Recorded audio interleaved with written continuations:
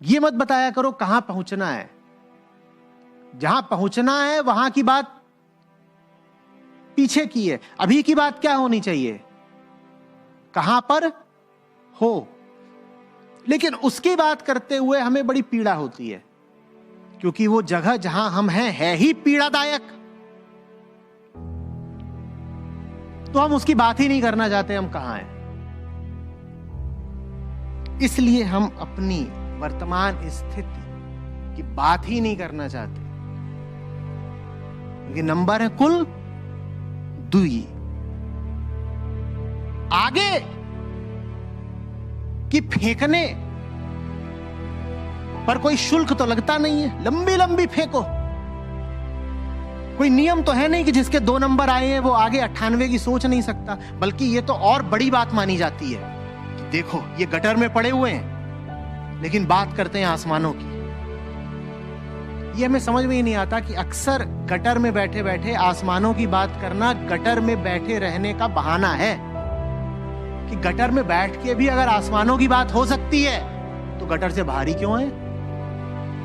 होगे तुम गटर में बैठे बैठे ही मजे आ गए। नंबर है 2 और बात कर ली नंबर 98 की, शाबाश, अगले साल 98%। तुम अपनी हालत देखो, तुम 2 से 3 कर लो, यही बड़ी बात है। और संभावनाओं से किसका पेट भरता है भाई।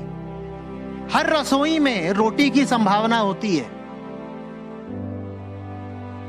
रोटी नहीं बनी तो क्या रसोई चाटोगे। संभावना से पेट भर जाएगा क्या तुम्हारा। हर रसोई में रोटी की संभावना होती है कि नहीं होती है, तो पेट भर जाता है उससे।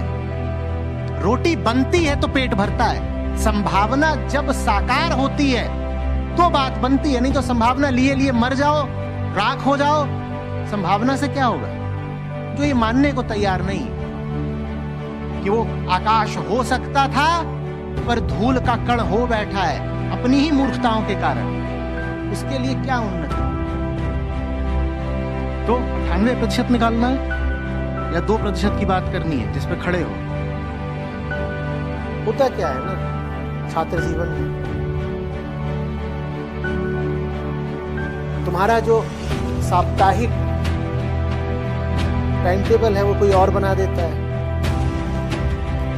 परीक्षाओं का भी कार्यक्रम बाहर से आता है, किताबें भी किसी और की लिखी हुई है। जो विषय तुम्हें ठीक नहीं भी लग रहा उसमें भी 75% उपस्थिति दर्ज करानी है।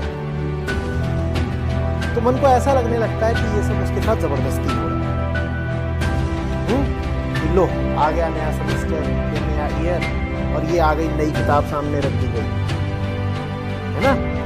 और हमने तो नहीं चाहा था कि 12 अप्रैल से परीक्षाएं हों, लेकिन परीक्षाओं का कार्यक्रम आ गया, उसने 12 अप्रैल लिखा। हमसे पूछ के थोड़ी लिखा था, हमसे पूछ के नहीं लिखा था, माने हमारे साथ जबरदस्ती हो रहा है। जब हमारे साथ जबरदस्ती हो रहा है तो हम क्यों करें। आदमी भूल ही जाता है कि ये जबरदस्ती तुमने खुद स्वीकार करी है।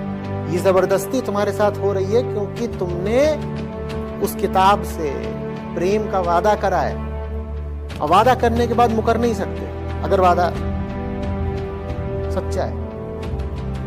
मैंने चुना है ना भाई, कोई चीज कीमती है, जरूरी है, तभी तो चुनी है। अगर वो जरूरी है तो फिर वो तुम्हारा ध्यान खींचेगी। नहीं खींच रही है लेकिन ये तुम्हारा अनुभव यही कह रहे हो, तो इसका मतलब ये है कि तुम जो कुछ कर रहे हो उसमें तुम्हारा चुनाव निहित नहीं है, कोई जोर जबरदस्ती चल रही है। सच्चा चुनाव वास्तव में प्रेम होता है, इसीलिए वो अचुनाव होता है। इसीलिए उसमें चुनाव करने की प्रक्रिया में बहुत झंझट नहीं होती। जैसे प्रेम में झंझट होती है बहुत, क्या प्रेम करूं कि नहीं करूं है भाई। सच्चा चुनाव एक तरह से विवश कर देता है। जब चुन लिया तो इसी के साथ है, मन इधर उधर भाग ही नहीं सकता, खुद ही तो चुना है, इश्क है भाई। अब कैसे इधर उधर भाग जाओगे। और अगर इधर उधर भाग रहे हो तो इसका मतलब चुना ही नहीं है, या चुनाव बेहोशी में हुआ है। जिम्मेदारी अपने ऊपर लो, कहो ये जो कुछ भी हो रहा है मैंने स्वयं आमंत्रित किया है। मैं चाहता हूं कि मुझे रगड़ दिया जाए, मैं चाहता हूं कि वाइवा में मुझसे खतरनाक सवाल पूछे जाएं, मैं चाहता हूं कि पाठ्यक्रम इतना भारी हो कि मेरा सर फट जाए। ये सब मैंने खुद चुना है, ये बात याद रखनी होगी कि जबरदस्ती नहीं हो रही है तुम्हारे साथ, तुमने खुद चुना।